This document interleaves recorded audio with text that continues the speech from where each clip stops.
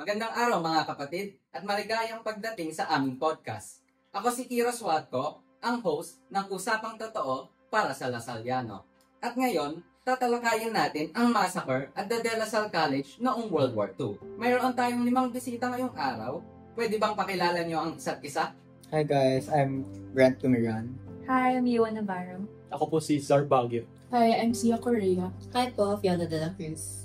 Thank you sa introductions. So alam naman natin, noong 1942, tayo ay sinakop ng mga Hapon at nagsimula ang bakbakan. Ang bakbakan na ito ay nagtagal ng 3 taon, kung saan patuloy ang pagpatay at pangbomba ng mga Hapones sa Maynila. Noong 1945, nagsanib puwersa ang mga Amerikano at ang mga Pilipino upang palayain ang lungsod ng Maynila, kung saan nagtagal ng 1 buwan ang brutal na paglalaban. At nung matatalo na ang mga Hapon, imbes na sumuko, nagsimula silang mag-massacre kung saan tinatagal nila ang mga civilian at mga relihiyosong institusyon. So ano nga ba ang nangyari sa De La Salle College noong araw na iyon?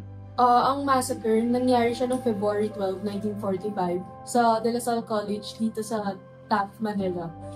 Specifically sa College Chapel sa 2nd floor ng LS building. The victims were over 30 people, including Christian brothers, refugees, men, women, children, and some elderly people who had sought shelter in the college. Kasi paniniwala nila na parang yung DLSC building is like a safe place for them to stay. Yung mga perpetrators pala nun, no, mga Imperial Japanese Army, yung Japanese soldiers, yung nag-storm into, sa may La Salle Chapel, where civilians are praying and resting with the De La Salle brothers. If I remember correctly, ang ginagamit nila is bayonets, rifles, grenades for killing the mga people. As far as I know, several women were murdered and then raped. Tapos among those who were killed sa De La Salle, yung brothers, about 16 of them were killed, including yung Japanese nationals na during that time kasi Germany was ally of Japan. Tapos disregard nila to and just killed them. Grabe pala. May nabuhay man lang ba? Only a few survivors yung mga nabuhay to recount the horror. Kasama nandito si Brother Edward Xavier na nagpretend siya na patay para ma-survive. And through this, na-share niya sa mga tao kung ano yung nangyari ng massacre. So ganyan pala kagrabe yung mga pangyayari sa panahon na yan. Paano naman ang mga nangyari pagkatapos na ng massacre? Yung Japanese Imperial Army brutally retaliated as Allied forces liberated the city, na nag-highlight ito ng nature ng Japanese atrocities sa civilians at saka non-combatant institutes. After you massacred mga 41 victims, including 16 De La Salle brothers. Dagdag ko lang doon, yung nangyari talaga dito na naging bato talaga yung buong La Salle. Like, imagine niyo yung LS Hall, binomba siya ng Japan, tapos kung titingnan niyo pagkatapos, like flat ground na lang yung LS Hall, tapos nasira yung mga buildings din. Aside from La Salle, yung gymnasium natin nasira din, tapos yung mga classroom dito, yung mga library natin, lahat yan sira. Yung massacre dito sa La Salle, part siya ng mas malaking massacre dito sa Manila. Dun sa massacre ng Manila, 100,000 yung namatay na civilian. Sa Manila pa lang yun. So grabe talaga yung ginawa ng mga Hapon dito hindi lang dito sa La Salle, kundi dito sa buong Manila.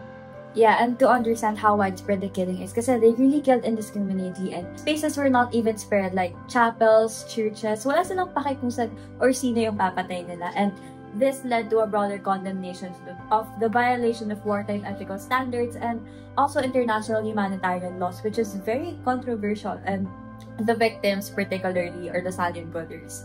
Because of this, they became symbols of civilian sacrifice and martyrdom, shaping the post-war narratives about faith, service, and human dignity amidst chaos. Sobrang nakakalungkot naman yung nangyari sa kanila. So it serves nga as a grim reminder about during the wartime, especially sa mga non-combatants, tsaka yung places of peace, such as yung schools, hospitals, and churches. Sa lahat na nangyari na yun, may natira man lang ba sa La Salle, like mga letters, perhaps mga archive na pangyayari, perhaps testimony po ng mga nabuhay na?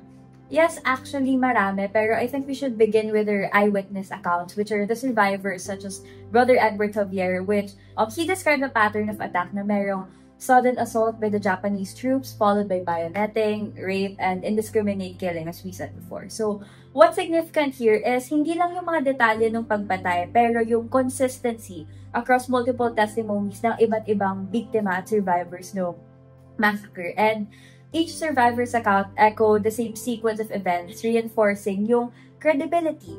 And through internal criticism, this kind of consistency sa details, especially from those na nagagaling sa mga taong first-hand witnesses ng massacre, is a strong indicator kung gaano katotoo yung mga nahihinuha natin mula sa historical references.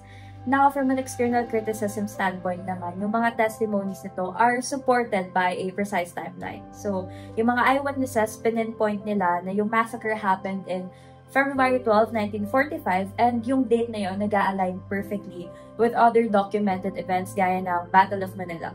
So, yung synchronicity na to across various records, including military reports, civilian accounts, it helps us verify naman yung validity ng personal narratives.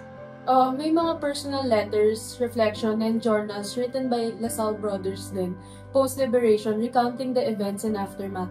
Also, we can find that sa De La Salle University Archives. Diba pinuntahan natin before yung exhibit where LaSalle shows kung ano yung mga notes, ganon, like personal letters, reflection, etc. So, sa dami ng letra at testimony at archives naman na natira tungkol sa massacre, halata naman na maraming nasaktan at maraming naepektuhan ng bakbakan sa Manila. Pasalamat sa pakikisama sa podcast. Dito na po nagtatapos ang unang episode ng Usapang Totoo para sa Lasaliano.